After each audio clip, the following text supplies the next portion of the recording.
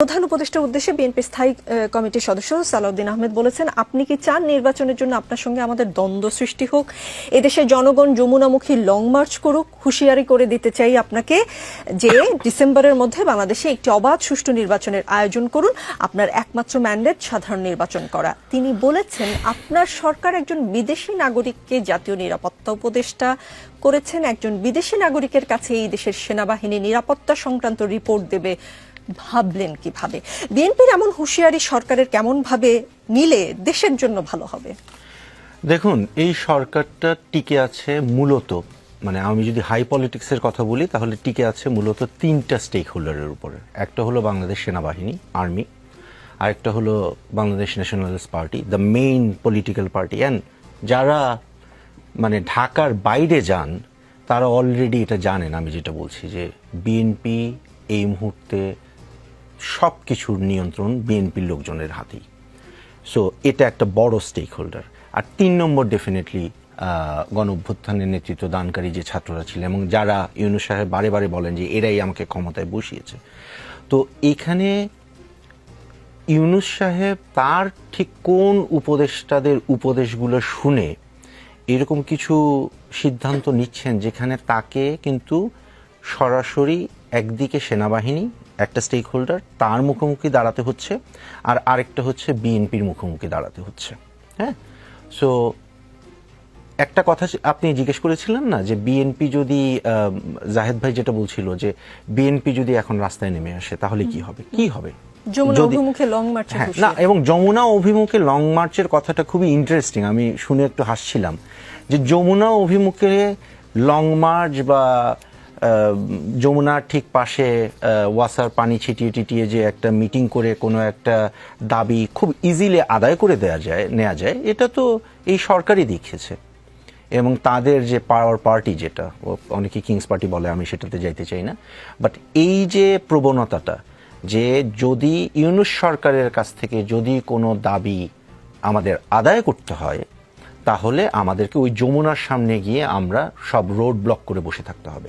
কারণ আনফর্চুনেটলি ইউনূস সাহেব নিজে কোনো সরাসরি কোনো প্রশ্নের উত্তর দিচ্ছে না, এবং আমি বলবো যে এটা কিছুটা প্রতারণামূলক।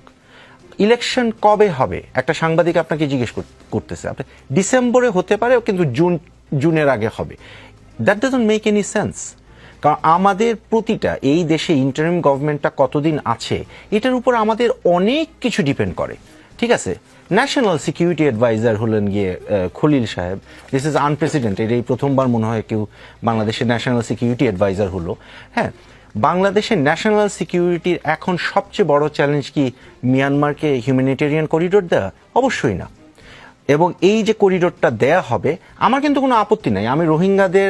আমি রোহিঙ্গাদের একজন কমরেড মনে করি নিজেকে, এবং রোহিঙ্গা রিফিউজিদের রাইটসের জন্য আমি নিজে অনেক অনেক অনেক দিন ধরে কাজ করে আসছি। সো আমার ব্যক্তিগতভাবে রোহিঙ্গাদের ওইখানে রাখাইনে করিডোর দিতে আমার কোনো আপত্তি নেই।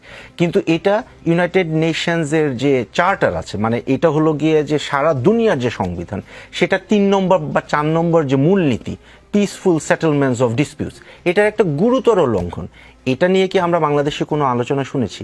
আচ্ছা, বাংলাদেশের ন্যাশনাল সিকিউরিটি অ্যাডভাইজার, আমার তো মনে হয় তার সবচেয়ে বেশি ফোকাস করা উচিত ছিল ইন্ডিয়াতে যে কয়েক হাজার আওয়ামী লীগের নেতাকর্মী এবং শেখ হাসিনা নিজে পালিয়ে আছে, এটার ব্যাপারে তিনি কি করেছেন। আমরা যেটা দেখেছি, আমাদেরই বন্ধুবান্ধব সাংবাদিক যারা এখন প্রেস উইংয়ে গিয়েছেন, ওনারা আমার অত্যন্ত প্রিয় মানুষ, আমি কোনো নাম, এই জন্য আপনাকে অনুরোধ করবো প্লিজ নামটা বলবেন না। ওনারা ছবি শেয়ার করছেন যে অজিত দোভালের সাথে খলিল সাহেব। ঠিক আছে, আই ওয়ান্ট টু নো যে আপনি এই এখন অজিত দোভালের সাথে কি কথা বলছেন। আমাদের সবচেয়ে বড় national security threat is the outgoing regime, যেটা এখন ইন্ডিয়াতে আশ্রয় নিয়ে আছে। আমাদের সবচেয়ে বড় এখন বাংলাদেশের ভিতরে আরেকটা বড় সিকিউরিটি থ্রেট ক্রিয়েট হচ্ছে। আমরা জানি যে অনেকের খুব মেজাজ খারাপ হয় যখন জেনারেল ওয়াকার, আর্মি চিফ, উনি যখন মানে মাঝে মাঝে মুখ ফসকে বলে ফেলেন যে আমাদের ইলেকশন দিতে হবে। কেন জেনারেল ওয়াকারের কেন ইলেকশনটা এই মুহূর্তে কেন দরকার? এইটা দরকার এই কারণে যে একটা ডিসিপ্লিন ফোর্স বাংলাদেশ আর্মি বছরের পর বছর, মাসের পর মাস সিভিলিয়ান এরিয়াতে, মানে লোকালয়ে ডেপ্লয়েড থাকতে পারে না। এটা একটা যে কোনো দেশে আপনি যান, আজকে দেখেন জুলাই মাসের আগের থেকে কিন্তু জুলাই 2024 রাইট, জুলাই 2024 তাদেরকে ডাকা হলো লাস্টের দিকে। ওই সময় থেকে এখন পর্যন্ত একটা ডিসিপ্লিন ফোর্স এটাকে আপনি সিভিলিয়ানদের সাথে ডিপ্লয় করে রাখছেন। এদের মধ্যে বিভিন্ন ধরনের ডিসিশন ক্রিয়েট হচ্ছে, এদের মধ্যে বিভিন্ন ধরনের করাপশন ক্রিয়েট হচ্ছে, এদের মধ্যে বিভিন্ন ধরনের ইনডিসিপ্লিন ক্রিয়েট হচ্ছে।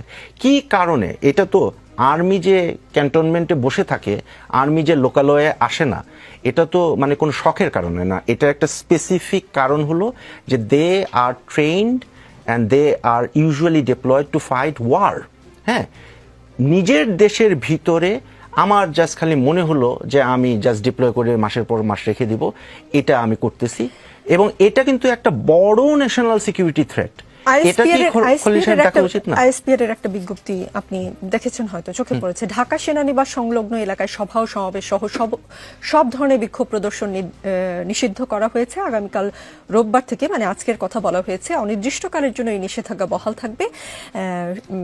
গতকালের কথা বলা হয়েছে যে আজ শনিবার এক বিজ্ঞপ্তিতে এই তথ্য জানিয়েছে আন্তঃবাহিনী জনসংযোগ পরিদপ্তর আইএসপিআর। নাশকতা ও বিশৃঙ্খল পরিস্থিতি সৃষ্টির অভিযোগে বরখাস্ত সেনা সদস্য মোহাম্মদ নাইমুল ইসলাম ও তার 2 সহযোগীকে গ্রেপ্তার করা হয়েছে। তাকে গ্রেপ্তার করা হয় বলেও এক বিজ্ঞপ্তিতে, আইএসপিআর এর বিজ্ঞপ্তিতেই আমরা জানতে পারি। এই দুটি ঘটনার মধ্যে কোনো সংযোগ দেখেন কিনা? অবশ্যই দেখি। আমি যেটা বলতেছি যে ইনডিসিপ্লিন তো ক্রিয়েট হচ্ছে। এই যে সৈনিক, ওনার বিরুদ্ধে সম্ভবত অভিযোগটা হলো যে উনি তার নিজের ফ্যামিলি, একজন নারী, সম্ভবত ওনার ওয়াইফ বা এরকম কিছু হবে, আমি পুরোপুরি কনফার্ম না, তাকে নির্যাতনের কারণে তাকে সেনাবাহিনী থেকে বরখাস্ত করা হয়েছে। এখন মানে যথাযথ আইনি প্রক্রিয়ায় তো এটা আপিল করার তার সুযোগ আছে, কিন্তু উনি তো দেখছেন, এই যে সৈনিক, উনি কিন্তু দেখছেন যে বাংলাদেশে বর্তমানে এমন কি অবস্থা। আপনি একটা নারী সংস্কার কমিশনের আপনার যে রিপোর্টটা, সেটা আপনার পছন্দ হলো না, আপনি কোনো একটা জায়গায় আপনি বিশাল একটা সমাবেশ করে আপনি নারীদেরকে বেশ্যা বলে গালি দিয়ে দিলেন, এবং এই ধরনের কাণ্ডকীর্তি আপনি করলেন। আপনি এখন কোনো একটা রাজনৈতিক দলকে নিষিদ্ধ করতে চান, আপনি একটা সরকারি স্পন্সরশিপ নিয়ে বা কোনো এক ধরনের মানে ব্যাকআপ নিয়ে আপনি প্রধান উপদেষ্টার যে বাসভবন সেটা ঘেরাও করে রেখে তারপরে আবার আপনি একবার শাহবাগে আসবেন, একবার বলবেন যে 1 ঘন্টার মধ্যে যমুনাতে যাব। তো এই ধরনের যে ম্যানুফ্যাকচার্ড নাটক, এইগুলো কি তারা দেখছে না? আমি তো সৈনিকদের কি দোষ এখানে? মপতন্ত্র যদি অন্যরা করতে পারে তাহলে সৈনিকরা কেন করবে না? সৈনিকের মনে হয়েছে আমি আমার বউ পিটাইছি, তুমি আমাকে চাকরি থেকে বের করে দিবা, ঠিক আছে আমি এখন ক্যান্টনমেন্টের সামনে একটা মব নিয়ে দাঁড়ায় যাই। এই ইনডিসিপ্লিনগুলা, এগুলা তো মপতন্ত্রের কারণেই আসছে। এবং এইটাই তো আমি যেটা বলতেছিলাম যে এই যে এটা কি একটা ন্যাশনাল সিকিউরিটি থ্রেট না? তো ন্যাশনাল সিকিউরিটি অ্যাডভাইজার এখন পর্যন্ত কি এই ব্যাপারে কোন পদক্ষেপটা নিয়েছেন? ন্যাশনাল সিকিউরিটি অ্যাডভাইজার এখন পর্যন্ত পাবলিকলি আমি যতদূর জানি যে বিষয়ে কথা বলেছেন সেটা হলো মিয়ানমারের করিডোর। অ্যাজ আই সেড, মানে বাংলাদেশ নিজে থেকে এই ডিসিশনটা নেয়া আন্তর্জাতিক আইনে it will be terrible violation. কারণ এখানে আমরা মানে আন্তর্জাতিক সম্পর্কের মূল 3টা রুলের মধ্যে একটা কোর ইনভায়োলেবল রুল হলো পিসফুল সেটেলমেন্ট অফ ডিসপিউট। আপনি জাতিসংঘের সিকিউরিটি কাউন্সিলের একেবারে স্পষ্ট ম্যান্ডেট ছাড়া আপনি এটা করতে পারেন না। এবং আপনি এখন বলে বেড়াচ্ছেন যে আমরা করিডোর দিয়ে দিচ্ছি বা করিডোর আমাদেরকে দিতে হবে বা এটা তো হয় না। এবং আমি মনে করি যে এই প্রতিটা ক্ষেত্রে সরকারের যে এই লুকোচুরি, এক ধরনের মানে মানুষের কাছ থেকে কিছু তথ্য লুকিয়ে রাখা, আবার কিছু বলা, অর্ধেকটা না বলা, এটা এক ধরনের প্রতারণা ছাড়া তো কিছু না। আমি যেটা বললাম যে আমরা জানি যে বর্তমানে বাংলাদেশে যে পরিস্থিতি এবং বাংলাদেশের হিস্ট্রি বলে যে ডিসেম্বর থেকে ফেব্রুয়ারি মাসের মধ্যে বাংলাদেশে ইলেকশন করতেই হবে। আমি বুঝতেছি না যে ইউনূস সাহেবের কি সমস্যা এই কথাটা স্পষ্ট বলে দিতে। এবং আমি কারণ এখানে তো বিশাল ইনভেস্টমেন্টের ব্যাপার আছে।